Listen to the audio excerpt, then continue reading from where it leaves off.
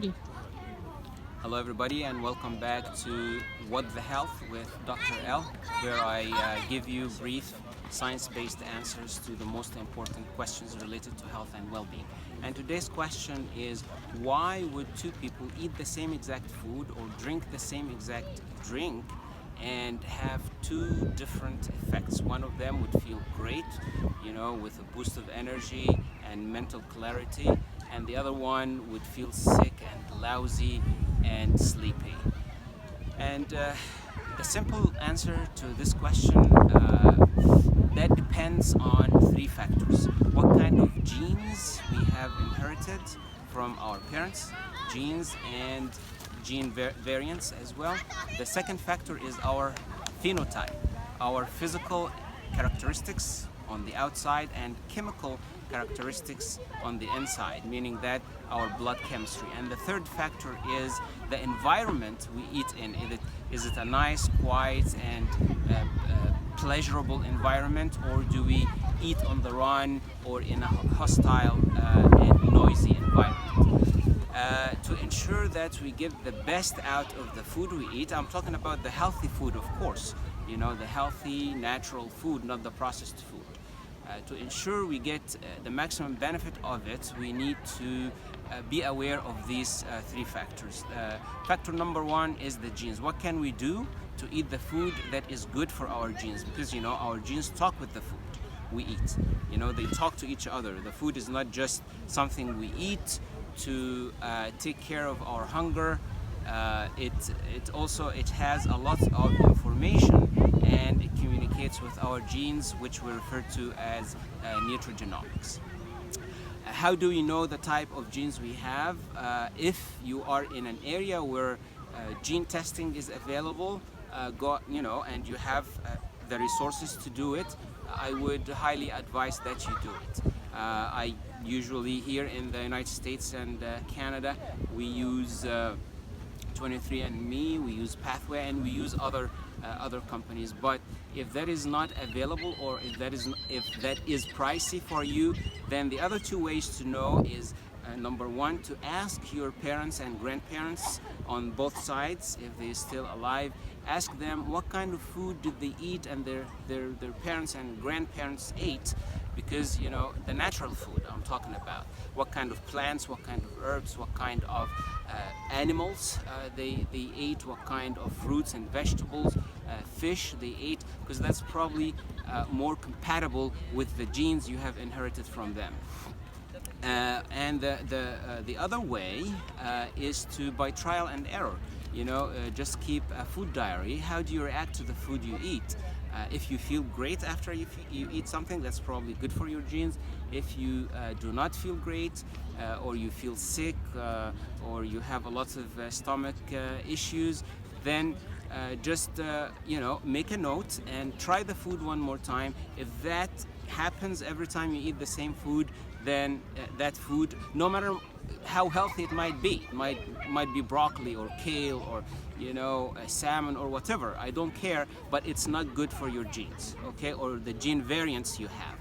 And if it just happens once or twice in isolation, then it might be other factors like the environment you ate in, or the food combination you have had. I'll give you one quick example about coffee. Coffee is great for some people and it's really bad for others.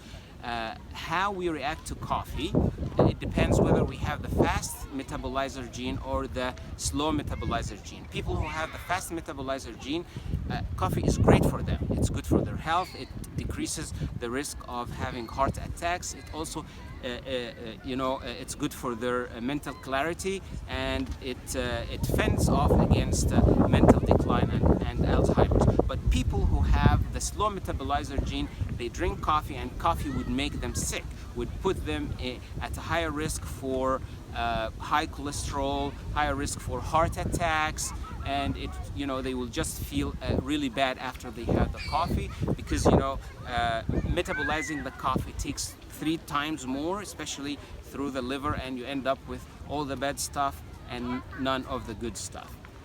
Okay, that was a quick and clear example. The other factor is our phenotype. Phenotype, how our genes, what we ended up looking like on the outside, physical characteristics, like skin color, the color of our eyes, color of our hair, our height and weight, and also our biomarkers on the inside, our blood chemistry. So how did we end up looking like this? It's a combination between the genes we have inherited and how these genes interacted with the environment we have grown up in.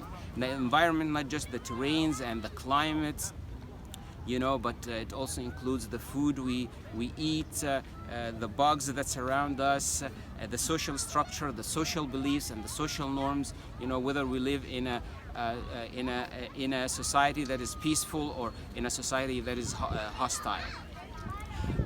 How can we improve on our phenotype? By our behavior. Meaning that we need to be more attentive to the food we eat, stay away from bad food, and eat as much as possible natural, healthy food for us. That's basically nuts and seeds and plants and wild anti-inflammatory meat. Meat that comes from animals that have eaten grass, not have been injected or given hormones, and also wild fish, wild salmon, and a wide variety of these things. Now, the other thing is also how much stress we have and how we manage it. The time we take to manage that stress is really, really important, and also whether our outlook on life. Whether we surround ourselves with loving and caring people, or we just waste our time being mad at other people and being in conflict. Sleep is also important, making sure that we get enough sleep, restful sleep, and making some time for spirituality and to enjoy life is also very, very important. And the last part is the environment we eat in. We want to make sure that we make the time to enjoy the meal we eat, a nice, pleasurable and pleasant environment as much as possible versus just eating on the run. Why is that? Because when we eat in a nice, quiet environment, we tend to digest and process and absorb the food much better. If we eat on the run, for instance, somebody driving and eating, or eating while working, once or twice is not an issue, but consistently that gives signals to the brain that food is actually a stress, and therefore, so for instance, if you're driving, the brain perceives that this is dangerous because you might get into an accident, somebody might hit you, and so on and so forth, and therefore the brain signals to the immune system to start inflammation in the body. That's how the brain is wired, to survey the environment for danger. And the things that get the brain to start this process, this inflammatory process, is either social conflict, social rejection, or social isolation. So if you eat by yourself, if you eat in a noisy environment, if you eat on the run, that's definitely not good for you. Our parents and grandparents used to make the time to give thanks to the food they eat. Today is Thanksgiving in Canada, actually, as you see, everybody's out in the park, and also make sure that they enjoy the time, have pleasant conversations away from politics, away from religion, away from anything that just gets people hyper. I hope that was informative for you. 3 things: genes, phenotypes, and the environment we eat, and very, very important to be able to get the best benefit from the healthy food and the healthy drinks we eat. All the best, have a wonderful day, and see you next time.